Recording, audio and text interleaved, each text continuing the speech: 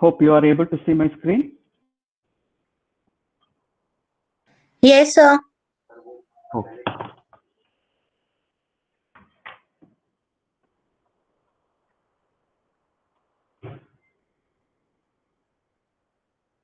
Okay, so let's start. So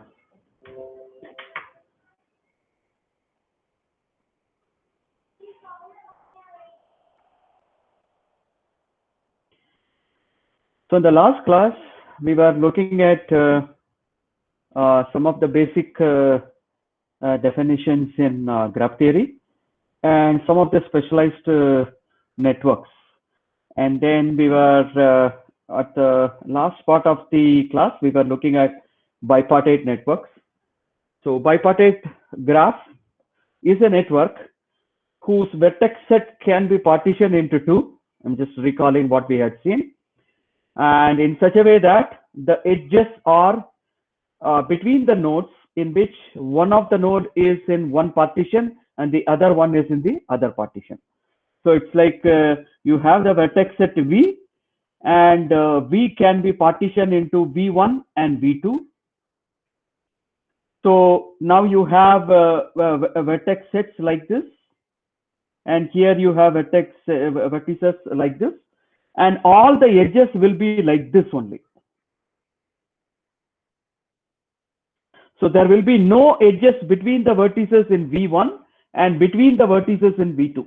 All the edges will be across V1 to V2. So one of the node will be in V1, the other node will be in V2. So for all edges. Now that is called as a bipartite graph. And we saw there are various examples actually. Like one of the set, you can take it as the set of students, and the other set you can take it as the hostel rooms that you have. And then whichever the student is getting, whichever hostel room, you can put an edge, right? So that is a bipartition graph. So whoever is getting you need to check which hostel room he is getting, and then you can put an edge between that student and the hostel room that he has got, right? So that will be a bipartite graph. And another thing is like you can take all the CSE student as one, and the courses that you get, the elective courses. Like of course the core courses means everyone will be doing that course. But if there is an elective course, like SNA is there, data mining is there, machine learning is there, NLP is there, right? So some of the students will get NLP, some of the students will go for SNA, some of the students will go for data mining, right? So, and then once you get those courses, you can put the edge between them. So that is called as a bipartite graph, because one set is having the set of all courses, the other one is having the set of all students, right? So that is called as a bipartite graph we have seen, right? So now let's see some very basic terms in the graph theory. The first one is called as a null graph. Null graph is nothing but the vertex set is empty and the edge set is also empty. Okay, so there is nothing very interesting about a null graph. It's just for the definition sake. Okay, empty graph. What you mean by empty graph is E is empty. Only the edge set is empty.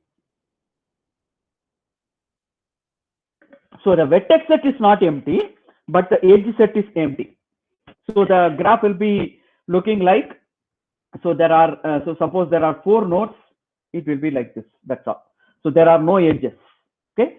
So it's a complete difference. So you need to understand the difference between the null graph and the empty graph.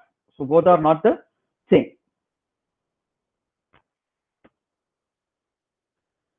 Right. So let's see what you mean by simple graph. So the graphs that we are going to look at mostly will be simple graphs. What do you mean by that? Simple graphs are nothing but there are only one edge between any pair of nodes. So suppose you take any pair of nodes like this, V1 and V2, there will be only one edge, and that is called as a simple graph. any pair of vertices. You cannot have multiple edges like this. So this is having multiple edges, and that multiple edges are not possible at all in simple graph. In simple graph, for every pair of node, there has to be at most one edge only. At most, it is not at least. Okay, it has to be at most. At most means it need not have edge also. It need not have edge between those two vertices. But if at all there is edge, then it will be only one edge between those two vertices. Okay, that is called as a simple graph. And now we can look at the multi-graphs. What do you mean by multi-graph is there can be multiple edges between a pair of nodes. That is called as a multi-graph. Okay, so but in this course we will be concentrating mostly on the simple graphs unless it is specifically specified that it is multi-graphs. That's what we are studying. Okay, so we are going to study only about the simple graphs. Okay, right. Some applications are there, multi-graphs, but we will not be looking at that mostly in this course. Right. So what do you mean by a complete graph? A graph is complete. So now I'm talking about only simple graphs. Okay. So in a simple graph, what do you mean by a complete graph? In a complete graph means we have edges between any pair of nodes. So suppose I take 5 nodes, right? Suppose I take 5 nodes, then it means that any pair of nodes, let me label the nodes also, V1, V2, V3, V4, and V5. So there are 5 nodes. Now, between any pair of nodes, there has to be an edge. So what does that mean? V1 to V2, that should be an edge. V1 to V3, that should be an edge. V1 to V4, that should be an edge. V1 to V5, that should be an edge. And then V2 to V3, that should be an edge. V2 to V4, that should be an edge. V2 to V5, that should be an edge. And then V3 to V4, that should be an edge. And V3 to V5, that should be an edge, right? And then V4 to V5, that should be an edge. So this is called as a complete graph. So complete graph means like any pair of vertices has to be connected by an edge. Okay. So if there are n edges, it will be called as kn. So in this case, there are n equal to 5 vertices. So this will be called as K5 graph. Okay. So if it is Kn, it is a complete graph over n vertices. So this means complete graph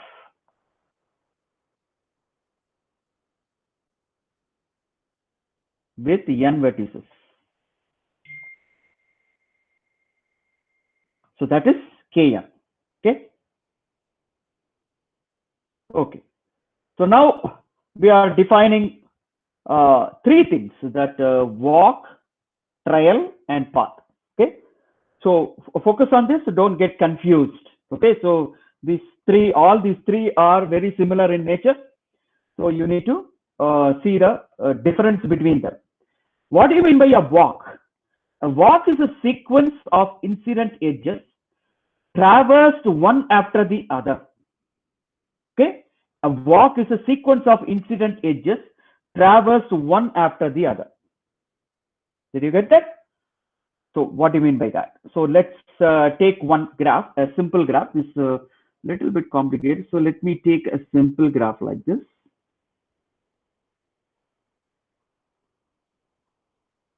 Okay, so V1, V2, V3, V4. So there are 4 vertices.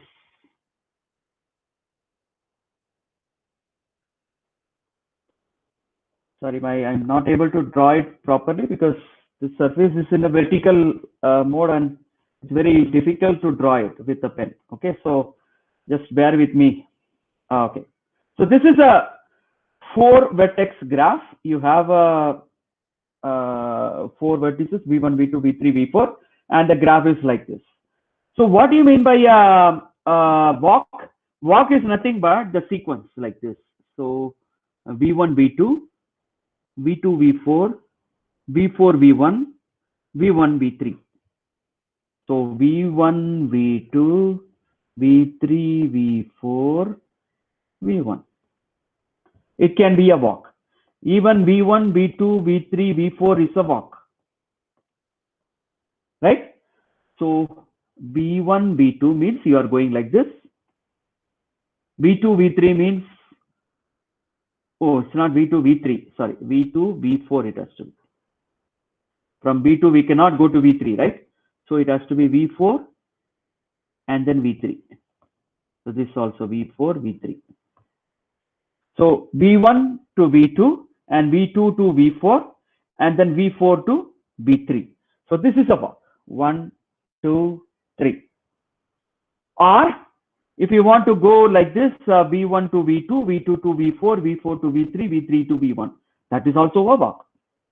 Okay. But you can repeat the vertices also. You can repeat the edges also. So in a walk, you can repeat the vertices. You can repeat the edges. Repeat edges can be done. Repeat vertices, that also can be done. So then that means I can go to V1, V2, V1, V2, and then from V2 again I can come back to V1, V1, and then go through V3 and then V4. So this is also a walk. This is a legible walk. Here you see V1, V2 and V2, V1, V1, V2 and V2, V1. So vertices is also repeated, the edges is also repeated, right? So that is called as a walk. So walk is nothing but the sequence of vertices that you have. So in a simple graph, in a simple graph, there is only one edge between any pair of vertices, right? So it is very clear that you can go with only that edge only. If it is a multi-graph, then you need to point out which kind of edge you are talking about. So suppose I'm having a multi-graph like this. So the same graph I'm drawing, but there is a multi-edge, suppose like this. Then I need to talk about, are you going with this edge or you are going with this edge, right? So we are not talking about the multi-graph now. We are talking about a simple graph. So in a simple graph, for any pair of vertices, you know which edge you are going about. So V1, V2 means you know which edge it is, right? So that is why we are just mentioning the vertices. You don't have to mention the label of the edges. But in a multi-graph, this is not possible. So you need to mention the edge also, which edge you are going out. So it can be V1, V2, but are you going with E1 or you are going with E2? You need to mention that, right? So in our case, we are talking about only the simple graph, so you don't have to mention that, right? So a walk is a sequence of vertices, right, in such a way that you can go through those vertices through the edge that it is having between any pair of vertices which are close by, right? The neighborhood in that part, right? So, and the main point is it can repeat the edges also, it can repeat the vertices also. So that is the main point. Okay, so that is meant by walk, right? What do you mean by a open walk? The open walk is the starting and the end node are not the same. So for example, this is an open walk, right? So V1, V2, V1, V3, V4 is an open walk. You are not having the same vertices over here. So it is an open walk. But if I'm having this kind of a thing, V1, V2, V1, V3, V4, and then from V4 I go back to, oh no, so this is V1, right? V1, V2, V1, V2, V1, V3, V4, and V1. So this is a closed path, closed walk, sorry. Because it is starting with V1 and ending with V1. That is called as a closed walk. Okay. So that's the main difference between the open walk and the closed walk. Now we come to trial. What do you mean by a trial? A trial is no edges are repeated more than once. Edges should not be repeated, but the vertices can be repeated. Okay, so here. So now if I take the same example, V1, V2, V1, V3, V4, is this a trial?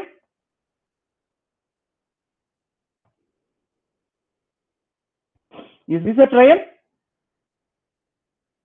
You can unmute and then tell me. No, sir. It is not a trial because you are repeating the edge, right? V1, V2 and V2, V1, you are repeating the edge. So here you are going from V1 to V2 and then V2 to V1, right? So that is not a edge, that is not a trial. Now, if I want to give a trial, what should I give? I can give like V1, V3, okay, V1, V3, V4, V1, V2. This is a trial, right? So let's take this graph again, and then I will tell you. So V1, V2, V3, V4. So I am going from V1 to V3. So let me change the ink. So V1 to V3, V3 to V4, V4 to V1, and V1 to V2. It is a trial. So trial can have repetition of vertices. So here V1 is repeated 2 times. You can have. But edges are not repeated here, right? So that is why we call this as a trial. Okay. And the same trial, we will call it as a closed trial. A closed trial means the starting vertex and the end vertex has to be the same in the trial. In a trial, the starting vertex and the end vertex has to be the same, right? That is called as a closed trial. And a closed trial, sometimes it will be called as a tour and sometimes it is called as a circuit. Okay. So a closed trial can be called as a tour also. It can be called as a circuit also. Bear it in your mind. Okay. Right. Now let's see the path. What do you mean by a path? A path is nothing but a walk where no edges and no vertices are repeated. Edges also not repeated, vertices also not repeated. That is called as a path. Okay. So this trial is not a path. Not a path. Why? Because we are repeating the vertex V1 2 times, right? So suppose I have for this graph, if I go from V1, V2, sorry, V1, V2, and then V4, and then V3. V1, V2, V2, V4, and V4, V3. This is a path. No edges are repeated and no vertices also repeated. That is a path, right? So a path is a more restrictive one in which no edges also repeated, no vertices also repeated. Okay, and a path is a closed path if it is a cycle. Means the starting vertex and the end vertex of the path should be the same. And in this case, we can say that like V1, V2, V4, V1, right? It is a closed path. V1, V2, V4, V1. It's a closed path. Because it is a path with the starting vertex and the end vertex are the same, right? So that is called as a path. So now you see the difference between the walk, trial, and a path, right? Walk is, it is very random. It can it can have a repetition in the vertices also. It can have a repetition in the edges also. But a trial, it should not have a repetition on the edges, but it can have a repetition on the vertices. A path means you should not have a repetition on the edges also. It should not have a repetition on the vertices also. Okay. So I stop a few minutes and see if there are any questions until this point.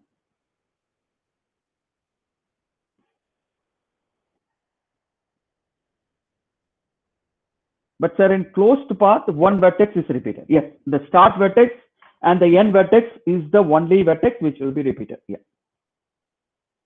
All the intermediate vertices will not be repeated. Any other questions?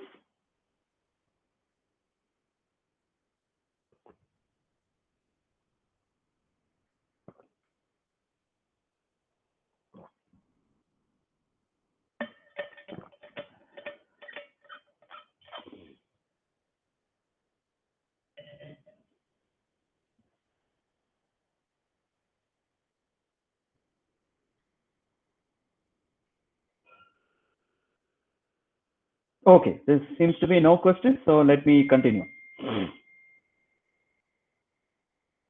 And by the way, whatever that I have covered, just a minute. It's loading. Yeah, right. So until this point, until the bipartite graph, I have been following Barabasi's book.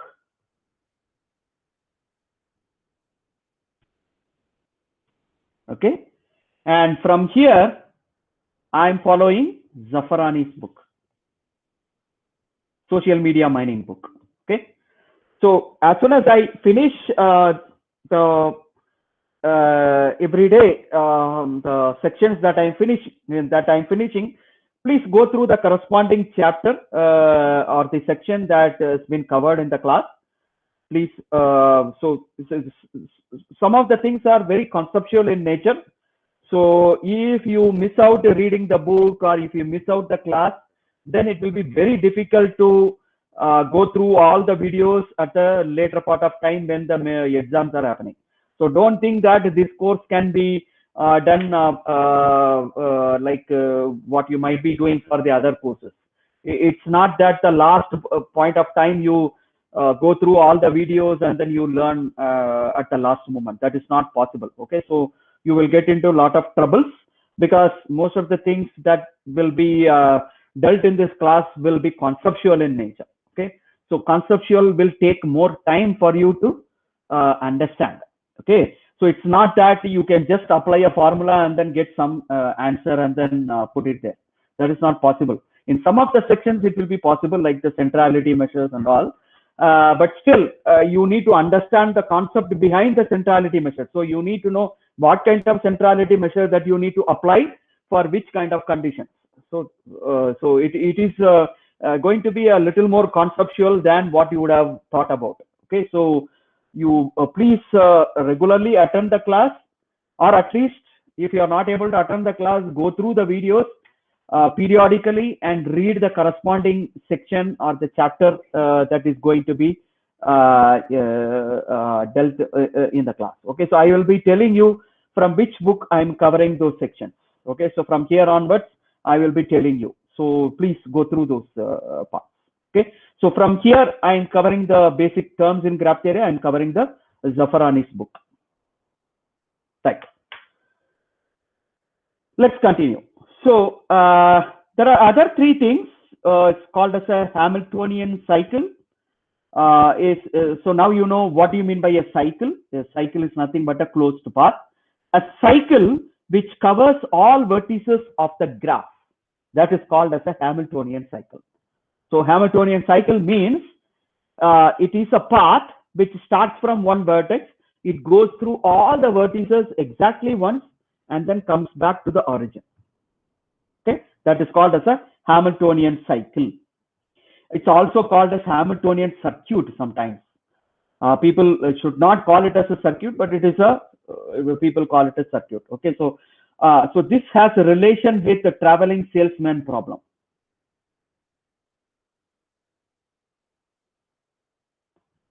So you would be learning about this problem, I think, in design and analysis of algorithm also. You might have already learned, right? So you are already in the third year now, so you would have learned this previously about this traveling salesman problem. Which is an NP complete problem, right? So this is nothing but that traveling salesman. Yeah, the traveling salesman is nothing but starting from one city, he has to go through all the other cities that he has in his list, and then comes back to the same city where he started with, and it needs to go through that city exactly once. That is the main point. Okay, so that is the Hamiltonian cycle, and then you have Eulerian tour. So what do you mean by Eulerian tour? Is a tour where all edges are covered. This is something equivalent to what we started with when we were looking at the origin of graph theory, right? So we were looking at the Seven-Bridge Königsberg problem. The Königsberg problem is nothing but finding an Eulerian tour. But that graph was a multi-graph actually, right? Between any pair of vertices, there were multi-edges actually, right? So, but here we are talking about a simple graph, okay? So that is the only difference. But the Eulerian tour is nothing but it goes through all the edges exactly once, right? And then it comes back to the same place, right? So that is called as the Eulerian tour. Planar graph. What do you mean by a planar? Sir, Yeah. Tell me. sir, in Eulerian tour, vertices can be repeated. Yes. Vertices can be repeated. Yeah, correct. Okay, sir. Okay, sir. Yeah. Thank you. Yeah. Because it is a tour, right? So tour is nothing but trial, right? In a trial, edges alone should not be repeated. Vertices can be repeated. Okay. Yeah. So the next thing is the planar graph. What do you mean by a planar graph? Is a graph that can be drawn without edges crossing over each other. Okay. So if you are drawing a graph on a paper, you should not have edges that is crossing over each other. So if you are able to draw such a graph, then that graph is called as a planar graph. If you are not able to do it, then it is called as a non-planar graph. Okay. Right. So let's see some examples of Hamiltonian cycle. So this is a Hamiltonian cycle graph. So like it is having 20 vertices, I guess. Yeah, 20 vertices. And you can find out the Hamiltonian circuit. You can simply go through the edges which are not in the dotted kind of a form, and then you can find out the Hamiltonian cycle in it. Okay, so this is a very large graph with 20 vertices. You are able to find the Hamiltonian cycle in it, and this is a graph which is the Eulerian tour. Okay, so you can check the Eulerian tour. You can first go through the outer triangle, and then you can go to the inner triangle, and then go through all the inner triangles, and then come back to the same position. So you can find it out. Okay, so I'm not going to discuss that. So these are some of the examples that is given in the book. So just for your understanding this thing. Okay, right. So now we come to another important thing in a graph. It's called as a connectivity. When do you say a graph is connected, right? So we say that. So first, let us define what do you mean by connected between the vertices, and then we will extend that definition to a graph. Okay. So suppose there are vertices Vi and Vj. We say that Vi and Vj are connected if there is a path between them. So we also say that both are reachable. Okay. So if there is a path between them, you know now what do you mean by a path? Path is nothing but the sequence of vertices, right? That you can go through one by one in that corresponding graph. So if I want to find whether Vi and Vj are connected to each other, then I need to find the path between the Vi and Vj. If there is a path, then I can say that Vi is connected to Vj, or I can also say that Vi and Vj are reachable. Okay. A graph is said to be connected if every pair of vertices are connected to each other. Not every part, it is pair.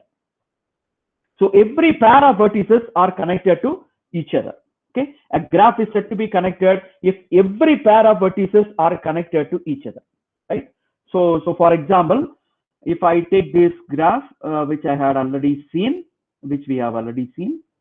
So this is a graph with 4 vertices. This is a connected graph. V1, V2, V3, V4. So V1 is connected to V2 because there is one edge which is going there, and V1 and V4 is also connected, and likewise V2 and V3 is also connected. You can go like this, right? So connected means it doesn't mean that it has to be an edge. It needs to have some path between them. That's all. Okay. So from V2 to V3 it is connected, right? So this is a connected graph. But there can be many disconnected graph you can draw. So like suppose I take V1 and maybe V2, and then I put the graph like this. Then that means V1 and V4 is not connected. So I cannot reach by any means from V1 to V4, and from V4 to V2 I cannot reach, V4 to V3 I cannot reach, right? So this is a disconnected graph. That's what it is. Okay. So a graph is said to be connected if every pair of vertices are connected to each other. Right. So as of now, what we have looked into is an undirected graph. There was no direction between the in the edges. But if you are considering a directed graph, right? In a directed graph, if every pair of vertices are connected with respect to the direction, then it is called as strongly connected. What does that mean is, if there is a so there has to be a path. If we take any pair of vertices V1 and V1 and V2, right? It needs to be connected from V1 to V2 also, and then from V2 to V1 also. In the case of undirected graph, we are not talking about both the things because it is symmetric relation. So we are not going to talk about either if we say that V1 and V2 are connected, it means that for both the directions it is possible. So V1 to V2 and V2 to V1. But in the case of a directed graph, there is a direction for every edge, right? So it needs to have a path between any pair of vertices in each of the direction, from V1 to V2 also, and from V2 to V1 also. If that is the case, then that graph is called as a strongly connected graph. Correct? So in a directed graph, if every pair of vertices are connected with respect to the direction, then it is called as a strongly connected graph. And so there is a weak definition also, which is called as a weakly connected. What do you mean by weakly connected is, in a directed graph, if we replace all the directed edges by undirected edges, so you replace all the directed edges by undirected edges, and still the graph is connected, the resulting graph is connected, then we call that as a weakly connected. Okay. So weakly connected means it is not with respect to the direction. It's having an edge. It is a connected graph. So in the directed graph sense, it is a weakly connected graph. Okay. So you see the difference between the strongly connected and weakly connected?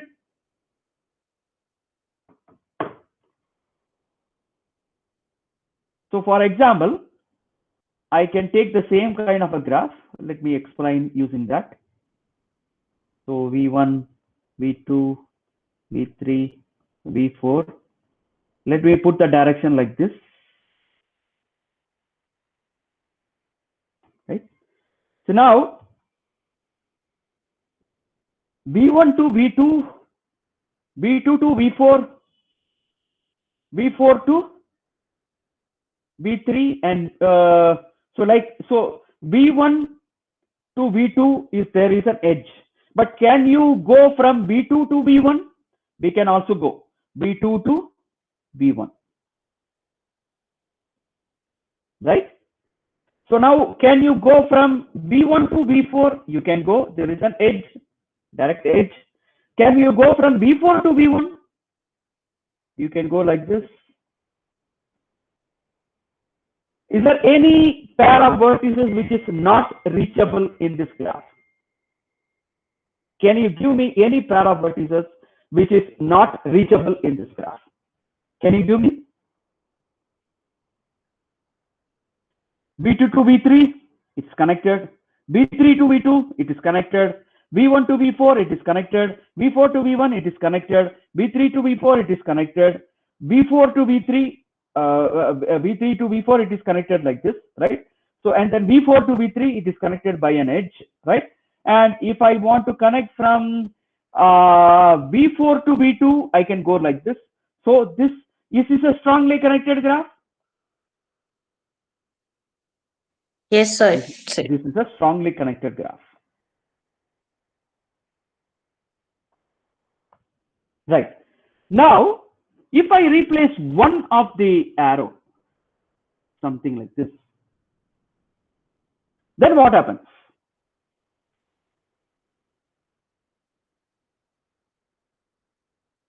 Now, I can reach from V1 to V2. Now, can I reach from V2 to V1? V2 to V1, V2, V4, V3, you cannot reach,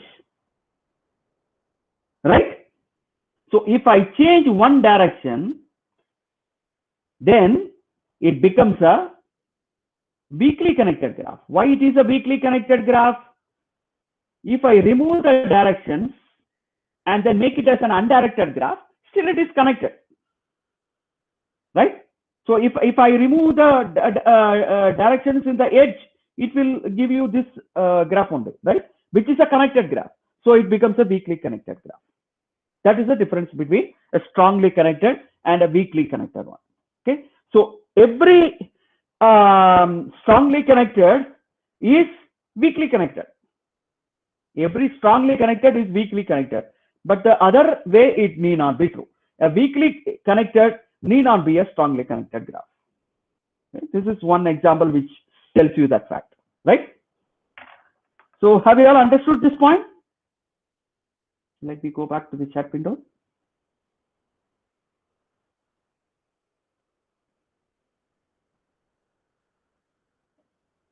Have any questions until this point? Let me pause for 1 minute. We'll take some water. If you have any questions, please let me know.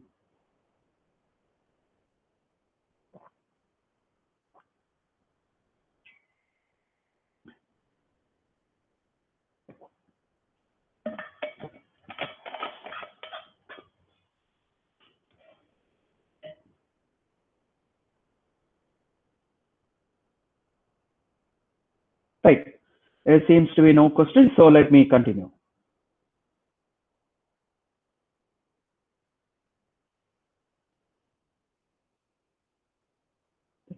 So the next thing is about shortest path. So these are some of the terminologies which are very basic in nature, and it's applied left and right in especially in the network. Whenever we are talking about a network, so these are some of the questions that will be asked: whether it is a connected graph, whether it is strongly connected, if it is a directed graph, whether it is weakly connected, if it is a directed graph. So there is a shortest path between any two pair of vertices. So what is the diameter of the graph? So all these things are very basic things, so that you need to know if we are talking about a network. Okay, so that's why we are going through some of the basic terminology that is used in the graph theory, right? So in a connected graph, there may be many paths between a pair of vertex, a pair of vertices.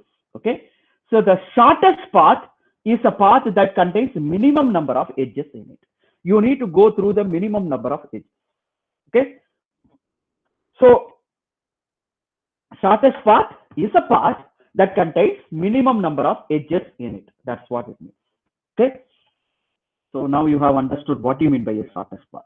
Now I can explain what you mean by the diameter of the graph. A diameter of the graph is the length of the longest shortest path between any two pair of vertices. What do you mean by that? You find the shortest path between any two pair of vertices, and then within that you choose the longest one. Understood? You find the shortest path for every pair of vertices and you choose the longest among them. That will be the diameter of the graph. Okay. So now can you tell me what will be the diameter of this graph?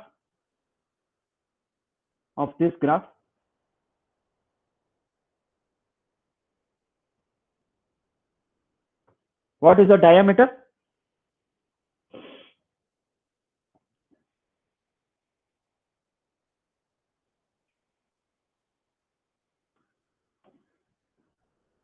If I fix V1 to V2, it is only 1. V1 to V4 is also 1. V1 to V3 is also 1. With V2 to V1 is 1. V2 to V4 is 1. But V2 to V3 is 2. Right? And I think there are no other vertices which will have 2 edges in it. Right? There are no other path will be having 2 edges in it. Right? So the diameter will be 2 here for this graph. So you need to find the shortest path between any pair of vertices. You list out and then you choose the maximum among them. That is called as a diameter. Okay, very simple. Any doubt on this?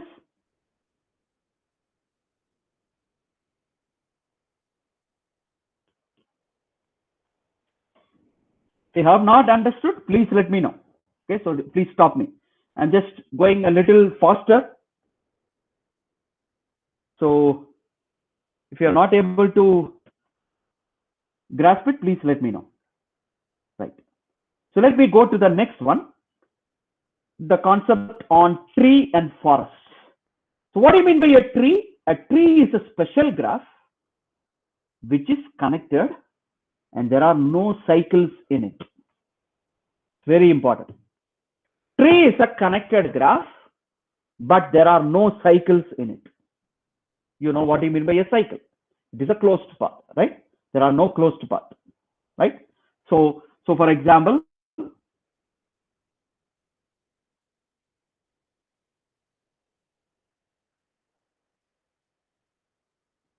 this is a tree.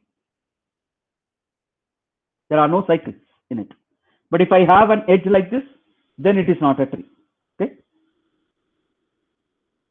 A graph which is not connected, but that has many trees in it is called a forest. So if there are so many trees like this,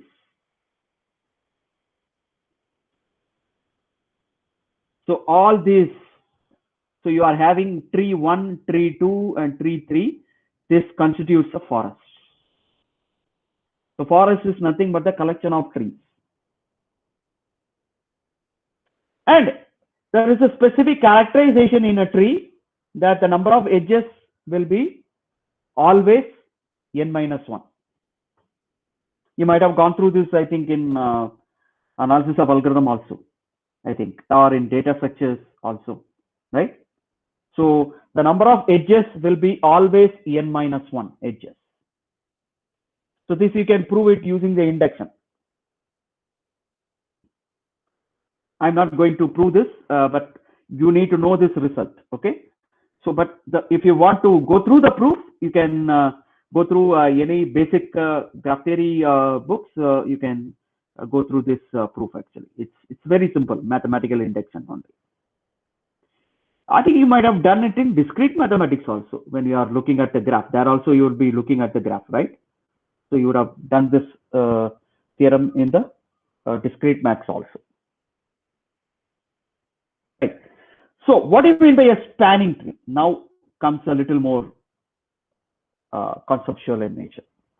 The spanning tree of a graph. The spanning tree is a subgraph of G. So spanning tree is a subgraph of G, which is a tree and that spans all the vertices of G. What do you mean by that? You are given a graph and now you want to find the spanning tree of that graph. Means what do you want to do? It needs to have all the vertices of the graph, but you need to make that graph a connected graph. For example, so the same graph that I was taking. I will draw that. V1. Oh, sorry. Whenever I say V1, I am putting V2. V1, V2, V3, V4. So this is a graph, given graph. But this is not a tree, right? This graph is not a tree because it is having cycles in it, right? So if I want to find a spanning tree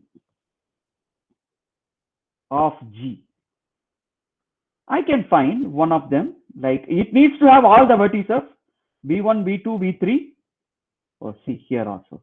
I don't know what is happening with me. So V1, V2, V3, V4, all four vertices have to be there, but you need to have it connected. So this edge I will take, this edge I will take, this edge I can take. So this is a spanning tree of the graph because it is connected. I'm taking a subgraph of this. What do you mean by a subgraph? Subgraph is nothing but you take the subset of the vertices. So here the vertex set is nothing but V1, V2, V3, and V4, right? So this is your set. And G is nothing but, if I label the edges E1, E2, E3, E4, E5. And so edges is equal to E1, E2, E3, E4, and E5. So subgraph means,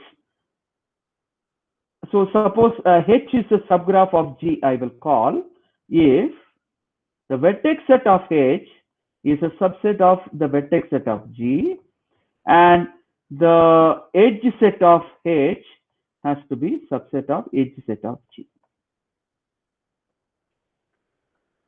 Okay, so now if I take this, so this is a subgraph, right?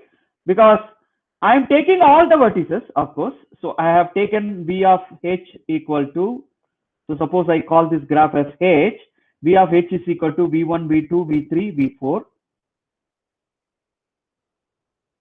And E1 is, so E of H is, I am taking E1, I have taken E2, and I have taken E5. That's all. So E1, E2, and E5. So these are the only three edges I have taken. Okay, a subgraph.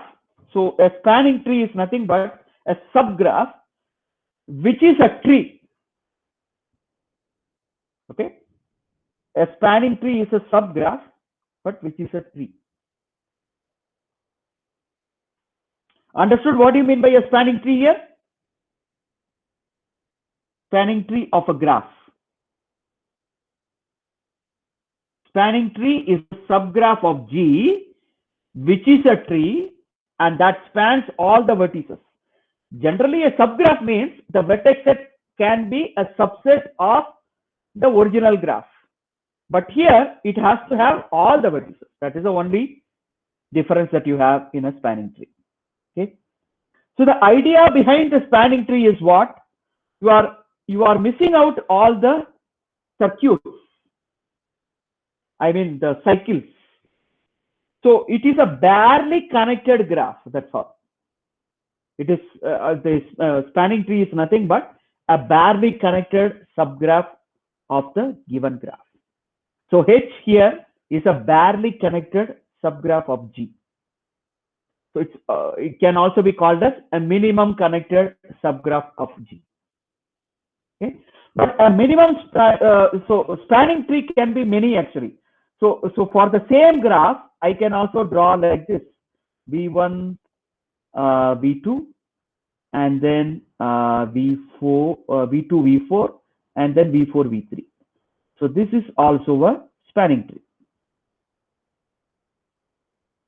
And likewise, I can talk about if I take if I take this edge, that is V1, V3,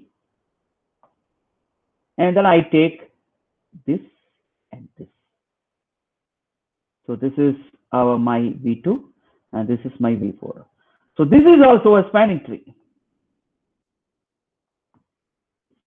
because it is also a barely connected subgraph of G, which is having all the vertices there, right? So you can have many many spanning trees for a given graph, right? So now the next definition will be giving you something different. What is that? Now you are talking about a minimum spanning tree. What do you mean by a minimum spanning tree? Minimum spanning tree means, so whenever you are talking about minimum, it is talking about some kind of a weight which is associated with a graph. Okay, so we had seen in the previous class that a graph can have weights for its edges. That is called as a weighted graph. Okay, so when it is a weighted graph, I can talk about a minimum spanning tree. In that case, suppose I have this graph. Okay, so let me draw that graph again. Let me draw that graph again. So this is my graph, V1, V2, V3, V4. Right? V1, V2, V3, V4, the same thing. But now I'm giving some edges also there. Like I'm giving 2, I'm giving 8, I'm giving a weight of 7, I'm giving a weight of 5 over here, and then giving a weight of 1 here. Now we will talk about several spanning trees of this. So now I can talk about, so there are spanning trees. So I can talk about spanning tree which is of like V1, V2, which is of weight 2, and then V1 to V3, which is of weight 1, and then I'm talking about V1 to V4, which is of weight 5. So what is the weight of this spanning tree? I will add up all the edges weight. So this is 5 plus 1 plus 2. So it is 5 plus 1 plus 2. So total weight of this spanning tree is 8. And another spanning tree I can draw is V1 to V2. Suppose I take V1 to V2, and then I'm taking V2 to V3, and then I'm taking V3 to V4. So that you have 2, you have 8, and you have 7.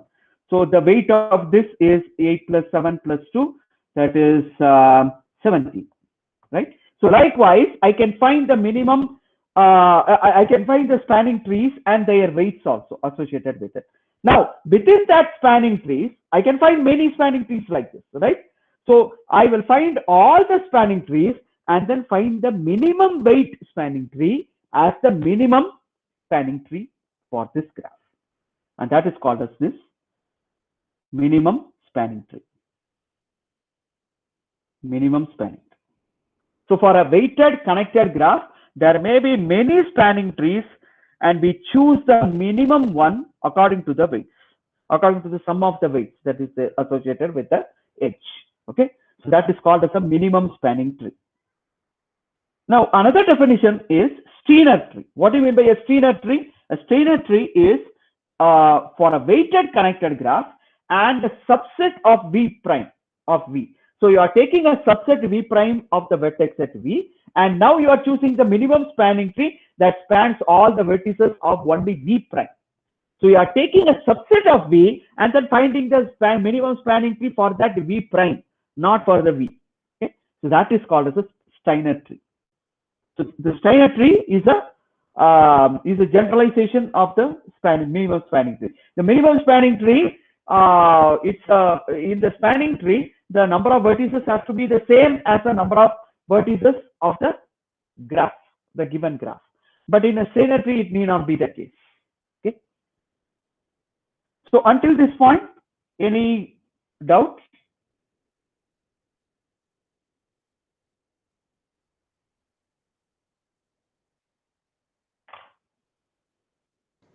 Excuse me, sir. Yeah. Sir, in the last point, this is Steiner graph, Steiner tree. The point, last point is, Yeah. we have taken the subset V dash. So, is it Yeah. necessary that this subset should also be connected? Yeah, it has to be connected. Okay. Okay, sir. With respect to the V prime, it has to be a connected one. Yeah. Okay, sir.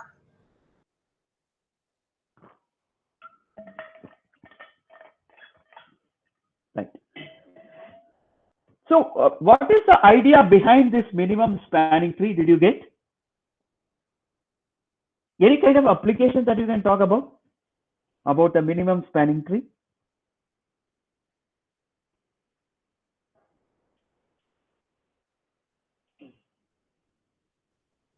Sir, ordering of events. If we want to do some events in some order, so we can get that order if we want to get minimum cost for that. No, I'm not getting your answer. Can you repeat? City tour. Okay, so city tour, minimum cost of building roads. Yeah, that is a very good example. Minimum cost of building roads. See, suppose what is your objective is you have to make all the cities connected, but I want to spend minimum cost. Then you need not build a cycle, right? You don't have to build a cycle because it will give unnecessary second way of reaching the cities, right? You need to barely make every pair of cities connected by a path. That's all. That is your objective. Your objective is to make the graph connected. Your objective is to make your cities connected. That's all. You are not going to be the efficient kind of a network. You are not going into the efficient network. So for example, when India became independent, when they were building the rail networks, what was their objective? The objective is to build a connected network in such a way that it connects all the towns, cities, villages, everything, right? So in that case, we will be losing out on the efficiency part. So, for example, if I want to go to Jaipur to Delhi, so there may be a shortest path. I am not going to look at the shortest path. If my objective is to connect all the towns and the cities or towns and the villages in between Jaipur and Delhi, so I would build a train which goes through all the towns and the villages that goes to Delhi. So right. So that is your objective. Your objective is to make everything connected, right? So if you are looking at such a kind of a network where every towns and cities have to be barely connected, and I want to spend a minimum amount of cost for each of those building of rails or building of roads or any other kinds of resources that you require for your transport, then what I'm looking at is the minimum spanning tree. Okay, so that is the idea behind minimum spanning tree. Correct.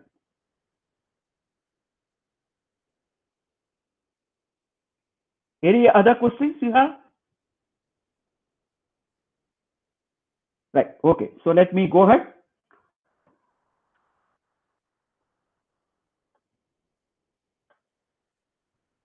Yes. So now we are coming to connectivity. On connectivity only, but there are some more concepts which tells you about which edges are important, which vertices are important. Okay. So let us take this graph.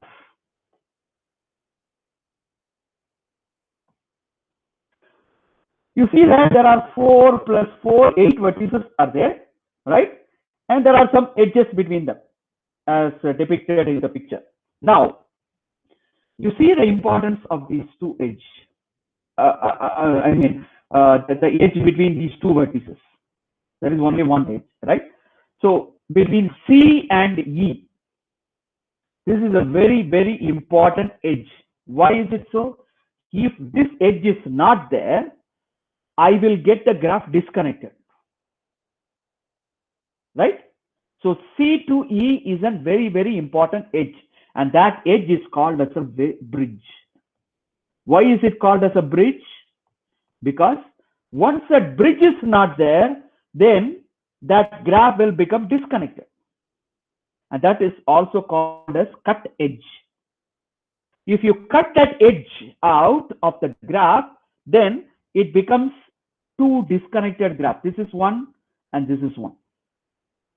That's a very important kind of a edge. Okay. So for example, you might have read in books and all, if there is a war between the two countries, any two countries, what they will do is, first thing that they will try to demolish is the bridges and airports, stations, buses, bus stations, something like that. These are some of the very, very important points, right? So bridges are very important. Bridges are the things which are going to connect two places, right? If there is no bridge, then it is going to be completely disconnected. Two places will get disconnected, right? So bridges are very important. So that is called, another name for the bridge is called as a cut edge. Likewise, we can also talk about, if I remove the vertex, what will happen to the graph? And that is called as a cut vertex. So it's also called as the articulation points. Articulation points or vertex, some people call it as cut points also. Okay. So here, this graph, if you see, E, X, and Y, E, X, and Y are cut points. Why is it so? If I remove E, this graph will become, so this will be there, and then E, if you remove this edge will go, this edge will go, this edge also will go, right? So you will get this graph, and then you will get this graph. So both are disconnected, right? So if I remove E, you need to remove the edges incident with E also. That is the main point. Okay. So if I remove this point, it also makes the graph disconnected. Likewise, if I remove this point, it also makes the graph disconnected, because the W will be completely out of the graph of the network. Okay. So such kind of vertices are called as a cut points, articulation points, or cut vertex. Okay. And if you collect all the cut vertex, then we call that as a set of all vertices which are having cut vertices. We can call it as a vertex cut also. Okay. So you understood these 2 points about the cut edge and the cut vertex? Any doubt on this? So the cut edge, it talks about the importance of an edge. You can talk about the set of all cut edges also. Okay. Right. And likewise, the cut vertex is talking about the importance of a vertex. Right. So this kind of a thing can be applied in a social network. So where I am looking at the important connection between two people in a social network, for example, in Twitter. Or I can talk about the most influenced person in the Twitter network by finding the cut vertex. If I remove that one person, the graph will be completely disconnected, right? So such a kind of thing can be applied directly and studied in the social network concepts also. Okay, so these two are very important thing when we are talking about the social networks. Any doubt on this point? Please let me know. I'll pause for a few minutes.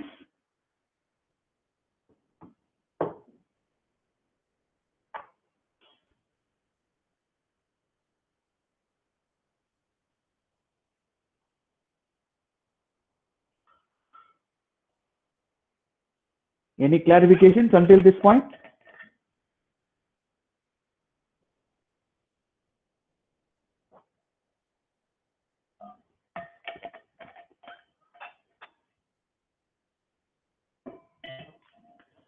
Right. So there seems to be no doubt. So let me carry on for a few more minutes. Right. So some of the graph algorithms that will be important when we are looking at the networks. So I will suggest you to recall these algorithms, which you would have already seen in the analysis of algorithm. So I would not be describing these algorithms. Okay, so I will just suggest you to recall this. So depth first search traversal algorithm, breadth first search traversal algorithm, Dijkstra's shortest path algorithm. Okay, Prim's algorithm for finding the minimum spanning tree, right? And there is another algorithm also, Kruskal's algorithm for minimum spanning tree. You can have a look at these things and just recall. Okay, so what you have learned in analysis of algorithm. One thing that I will be looking at a little more closely, but not completely also, is the network flow algorithm. The network flow algorithm is which one that we are going to look at is the Ford Fulkerson algorithm. I will just give you the concept behind it, but this will be a reading exercise for you to look into the flow algorithm, which is already given in the book, Zaffarani's book. Okay. So my objective is not to give the complete detail about the network flow algorithm, but I will give you the main concept behind how this network flow algorithm is defined. Okay. So you know about the traversal algorithms. So suppose we want to find the follower graph. So there are many applications. So suppose we want to find the follower graph, we can use any of the traversal strategy to build the network, right? So suppose I want to find in the Twitter the follower graph, right? So how will I do that? I need to traverse for each of the follower. I will be finding their followers, and then I will be going through the depth-wise. So it can be a depth-wise kind of a fashion also, or it can be breadth-first search kind of a fashion also, right? So if I want to apply such a traversal algorithm for finding the follower graph, my question is whether the depth-first search will be a better approach or the breadth-first search will be a better approach.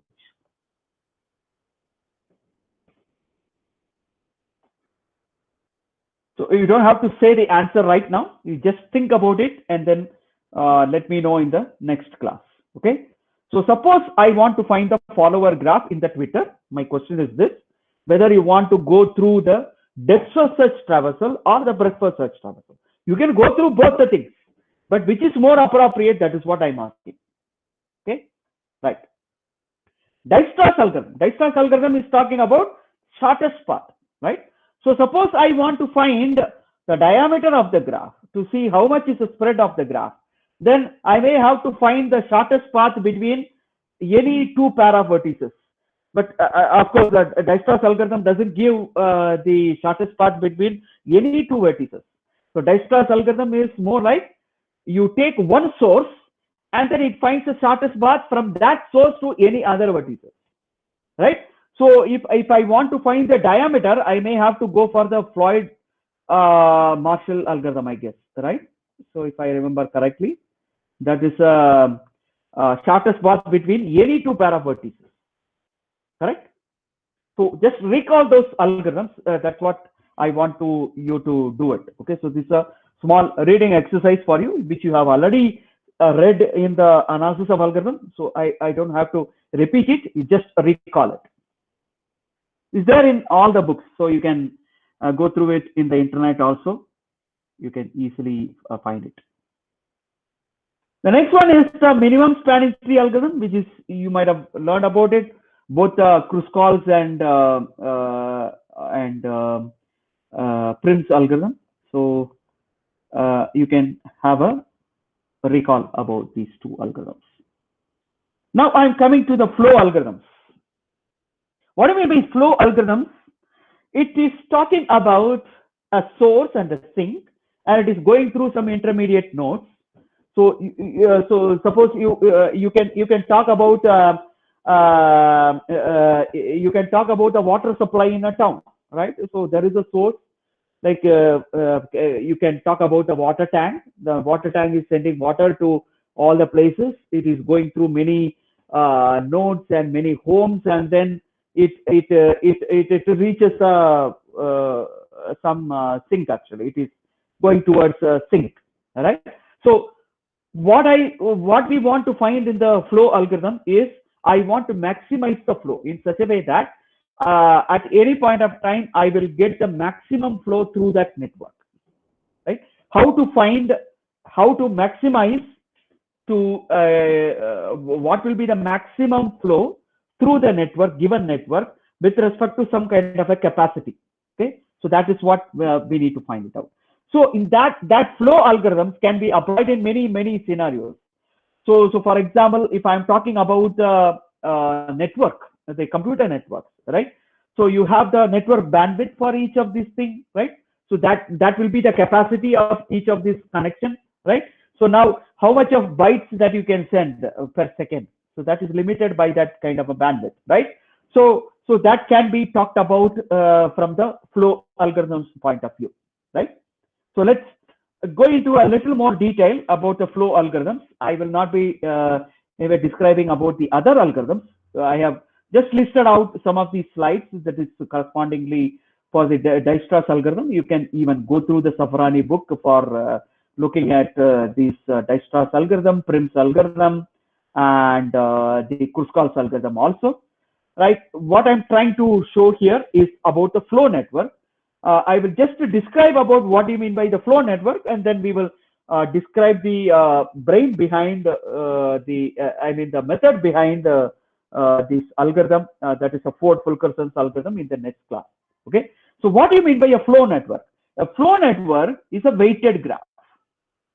Is a weighted and directed graph also. The flow network is a weighted and directed graph also. Weighted and directed graph also. And it is represented as this: G is equal to V, E, and C. V is a set of vertices, and E is a set of edges, and C is the capacity. Capacity that is defined. So what do you mean by capacity is, this is the amount that it can hold. So for example, if I take this graph, so this is your source and this is your sink. Okay. So in a flow, there has to be a source and there has to be a sink. So S is called as a source and T is called as a sink. Okay. So now you have some edges like this, you have some edges like this, and there is a number also which is on top of that edge, right? Which is some label associated with it. That number is nothing but the capacity. So you can take like only 13 bits per second can be sent, something like that, right? So I'm just giving some kind of an indication. Nobody will send only 13 bits, right? So it is just like 13 bits or 16 bits per second. So it is a limit that it can hold. That is a capacity it has. Okay. So that capacity is this C. Okay. So for every edge, you are having some number, and that number is that capacity. And that is this. So for all U comma V in E in the edge set, C of U comma V is greater than or equal to 0 is called as the capacity of that edge. Okay. And when U comma V in E, V comma U is not in E. That is a flow network. So suppose there is U comma V is there, V comma U should not be there in the flow network. Okay. And S is a source node and T is a sink node. So S is a source node and T is a sink node. And that is what is meant by a flow network. Now, our objective is to find how much of maximum flow that can occur from the source to the sink. And that is what is given by the algorithm, which is Ford-Fulkerson algorithm, that we will be explaining in the next class. Okay. So let me stop for today's class, and let me wait for a few minutes and then see if you have any clarifications that you need to ask.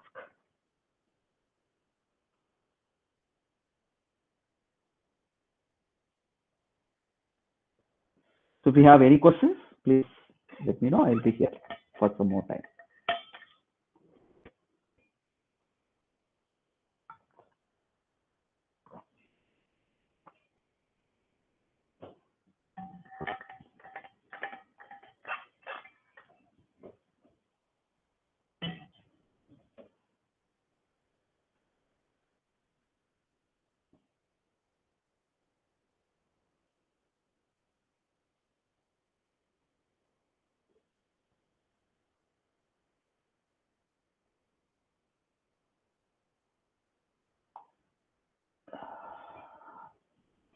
Flow algorithm is a reverse of minimum spanning tree algorithm. What do you mean by the reverse of minimum spanning tree?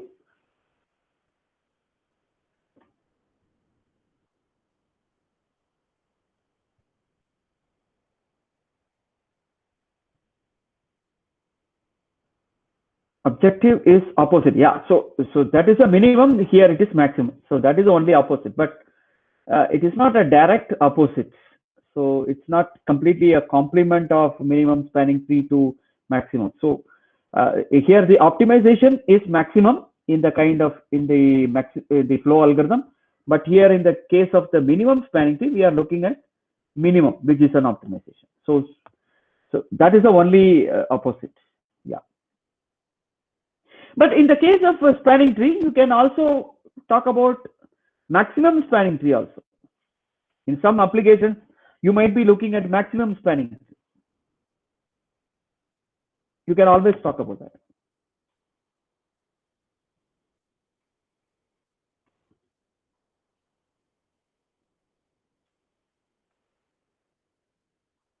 Yes, but it is true. Objective is opposite. That I completely agree with you.